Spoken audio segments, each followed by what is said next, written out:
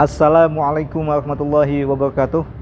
Alhamdulillahi wassalatu wassalamu ala rasulillah Sayyidina habibina wa maulana Muhammad bin Abdillah wa ala alihi wa sahbihi ajma'in. Sahabat Adi Radio Official dimanapun berada, semoga kita semua senantiasa dalam lindungan Allah Subhanahu wa ta'ala. Pada hari ini kita akan membahas hal-hal yang saya rasa insya Allah ini penting bagi kita semua, yaitu dari manakah datangnya bangsa jin yang mengganggu itu. Jadi kadang-kadang ketika kita divonis atau merasa diri kita diganggu jin, yang ada di benak kita itu hanyalah jangan-jangan sihir ini, jangan-jangan si A yang mengirim, jangan-jangan si B yang mengirim. Padahal seseorang itu bisa diganggu jin bukan hanya dari sihir, tapi melainkan ada yang lain, ada penyebabnya yang lain. Maka dari itu kita akan bahas hal itu saat ini juga. Tapi sebelum kita memulai pembahasan pertama, teman-teman yang belum subscribe silahkan klik tombol subscribe-nya, like-nya, beri komentar. Mungkin ada pertanyaan-pertanyaan yang ingin teman-teman ajukan, dan juga mungkin ada sesuatu yang ingin teman tambahkan, dikoreksi. Nah, boleh ditambahkan di kolom komentar nanti ya. Nanti insya Allah saya akan membahasnya. Baik, kita langsung membahas poin pertama. Adapun penyebab gangguan jin yang pertama adalah jin yang datang dari ain. Nah, kalau teman-teman belum mengerti apa itu ain dan bagaimana ciri-cirinya, maka teman-teman bisa tonton video saya di channel ini juga ya, di video saya yang lain. Di sana sudah dibahas panjang lebar oleh guru kita, Ustadz Azimam Aulia Rahman. Nanti teman-teman bisa cari videonya. Adapun penyebab gangguan jin yang kedua adalah jin yang datang dari sihir yang dikirim oleh para dukun atas permintaan kliennya. Terhadap gangguan jin yang kedua ini, yaitu sihir, kita tidak perlu takut, tidak perlu risau, karena Allah telah menerangkan di dalam surat Al-Baqarah ayat 102 yang berbunyi Bismillahirrahmanirrahim, wa ma hum bidharina bihi min ahadin illa biiznillah. Tidaklah seseorang itu bisa atau tertembus sihir melainkan atas izin Allah Subhanahu wa taala. Jadi ketika kita memohon perlindungan kepada Allah, berarti kita telah memohon perlindungan kepada yang Maha Kuat. Tidak ada yang bisa menyakiti kita kecuali atas izin Allah Subhanahu wa taala. Adapun poin yang ketiga, penyebab datangnya gangguan jin adalah jin yang berasal dari warisan leluhur atau jin yang berasal dari nenek moyang kita yang sudah turun kepada kita atau sudah turun kepada seseorang sehingga jin itu mengganggu dirinya.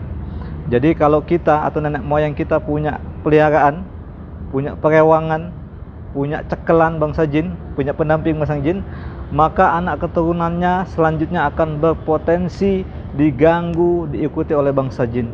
Jadi bukan hanya dirinya yang mengundang jin tadi yang kena gangguan, tapi anak dan istrinya 7 turunan ke bawah berpotensi untuk diganggu bangsa jin itu juga. Bentuk gangguan jin keturunan itu bisa bermacam-macam. Ada yang dibuat sering kesurupan, ada yang dibuat malas ibadah, ada yang dibuat rumah tangganya cekcok terus, tidak berkesudahan, ada yang dibuat keluarga itu sakit-sakitan dan lain sebagainya.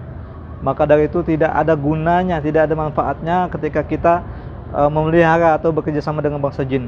Sekalipun itu warisan dari leluhur kita, jangan pernah menjadi pewaris jin-jin leluhur. Poin yang keempat, penyebab datangnya gangguan jin adalah jin yang berasal dari amalan-amalan yang kita amalkan, sedangkan amalan itu tidak pernah diajarkan oleh Rasulullah Shallallahu Alaihi Wasallam, bahkan menyelisih syariat. Jadi alias gampangnya itu jin-jin yang datang karena ulah kita sendiri, karena kita sendiri yang mengundang mereka datang dengan amalan-amalan tertentu, atau dengan susuk yang kita pasang pada diri kita, atau belajar ilmu-ilmu kebal, belajar ilmu bagaimana mukul orang dari jarak jauh, dan lain sebagainya, maka itu berpotensi kita akan disusupi, dimasuki oleh bangsa jin dan kita dikendalikan. Nauzubillah min dzalik.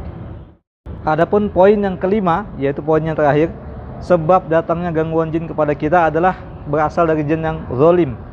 Mungkin kita tidak pernah mengundangnya dengan amalan-amalan, mungkin juga dia bukan berasal dari sihir yang dikirimkan oleh para dukun, bukan juga jin yang berasal dari warisan leluhur kita, tapi jin itu berasal dari mungkin saat kita wisata kemana, ke hutan, ke gunung, ke pantai, jin itu pulang ikut masuk ke tubuh seseorang, mengganggu kita sampai rumah gitu ya. Atau mungkin buang air di pohon, buang air di lubang tanah sehingga mereka marah lalu membalas dendam kepada kita. Atau tidak sengaja mungkin kita menyiram air panas dan dengan itu terkena mereka sedangkan kita tidak melihat, lalu mereka marah dan balas dendam. Rasulullah SAW pernah menganjurkan ketika kita ingin buang air kecil, jangan buang air kecil di pohon besar, jangan juga di lubang tanah, karena itu berpotensi menjadi rumah atau tempat tinggal bagi bangsa jin. Lalu ketika kita ingin membuang sisa air panas, buanglah dengan membaca bismillah, tapi dengan cara juga ditumpahkan saja, jangan disiram. Mungkin di wastafel, di saluran air, tapi ditumpahkan, jangan langsung disiram, karena dikhawatirkan nanti tersiram bangsa jin sehingga dia marah dan mengganggu kita dan keluarga kita. Ya, saya sendiri pun sering menjumpai pasien-pasien yang mengalami gangguan jin. Setelah diruqyah, jinnya bilang, saya marah sama orang ini karena saya disiram air panas, karena dia buang air kecil di rumah saya dan lain sebagainya. Kita tidak perlu takut dengan mereka, tapi hanya perlu waspada saja, karena Rasulullah sendiri melarang. Jadi kita harus mengamalkan apa-apa yang Rasulullah contohkan.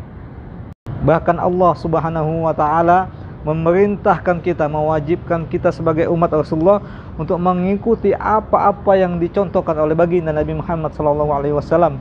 Seperti firman Allah yang berbunyi, laqad kana lakum fi rasulillahi uswatun hasanah.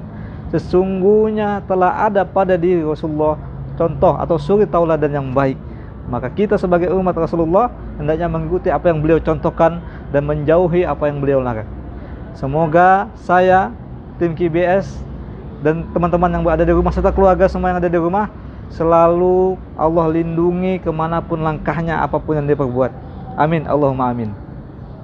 Baik, itu saja yang bisa kita bahas pada kesempatan kali ini. Semoga di lain video, di lain waktu Allah mudahkan kita untuk sharing-sharing lagi. Saya mohon maaf jika ada kesalahan kata-kata. Kalau ada masukan, ada kritik dan saran, boleh ditambahkan di kolom komentar, boleh diskusi di kolom komentar. Itu saja, akhirul kalam. Assalamualaikum warahmatullahi wabarakatuh.